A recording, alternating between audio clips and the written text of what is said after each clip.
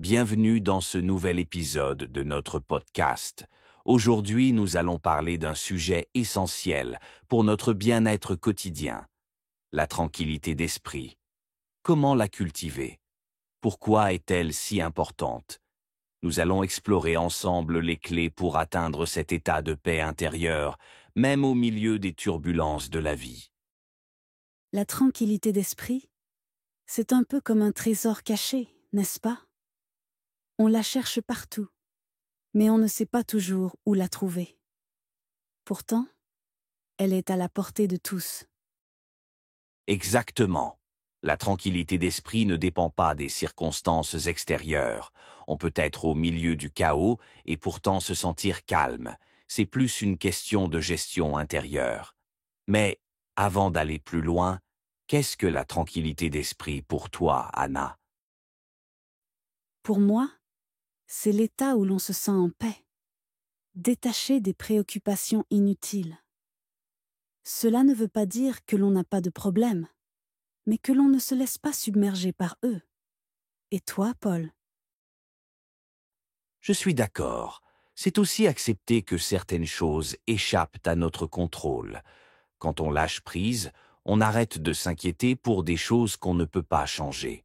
Cela m'amène à parler d'une idée importante, le contrôle. On essaie souvent de tout maîtriser, mais on oublie que certaines choses ne dépendent pas de nous.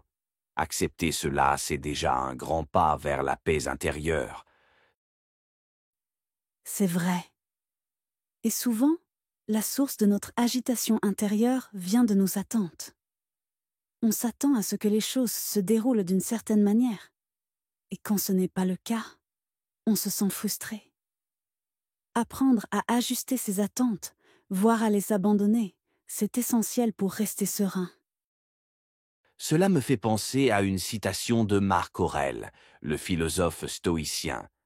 Que la force me soit donnée de supporter ce qui ne peut être changé et le courage de changer ce qui peut l'être, mais aussi la sagesse de distinguer l'un de l'autre. C'est là tout l'art de la tranquillité d'esprit. Exactement. Le stoïcisme a beaucoup à nous apprendre sur la gestion des émotions et la recherche de la paix intérieure.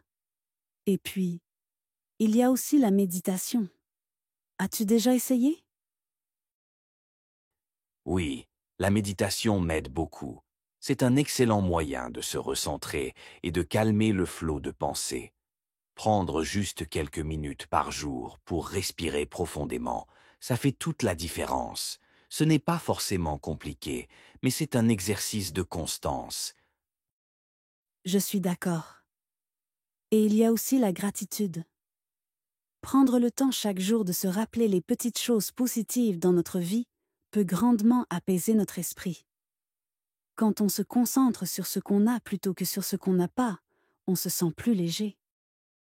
Oui, la gratitude nous ramène à l'instant présent. On sort du mode manque pour entrer dans le mode abondance. Et c'est là que la tranquillité d'esprit trouve son espace pour s'épanouir. La pleine conscience joue également un rôle essentiel dans ce processus. Être pleinement conscient du moment présent sans jugement permet de se libérer des regrets du passé ou des inquiétudes pour l'avenir. Absolument. Et parfois, il suffit de petites choses pour maintenir cet équilibre intérieur.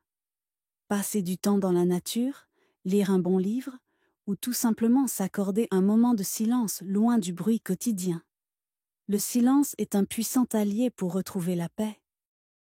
Oui, et c'est un luxe dans notre monde actuel où tout va vite. Il ne faut pas hésiter à s'accorder des moments de déconnexion, que ce soit en éteignant son téléphone ou en s'éloignant des réseaux sociaux. On se sent souvent plus léger après. En effet, la tranquillité d'esprit, finalement, c'est un ensemble de pratiques quotidiennes qui, cumulées, nous permettent de mieux vivre. C'est un processus, pas un objectif final. Et il est important de ne pas être trop dur avec soi-même. Merci de nous avoir rejoints pour cet épisode sur la tranquillité d'esprit. Nous espérons que nos réflexions et nos conseils vous aideront à cultiver cette paix intérieure dans votre propre vie. N'oubliez pas, la tranquillité ne vient pas d'un coup, mais se construit jour après jour, à travers des petites actions. Soyez indulgents avec vous-même et prenez le temps de savourer chaque instant.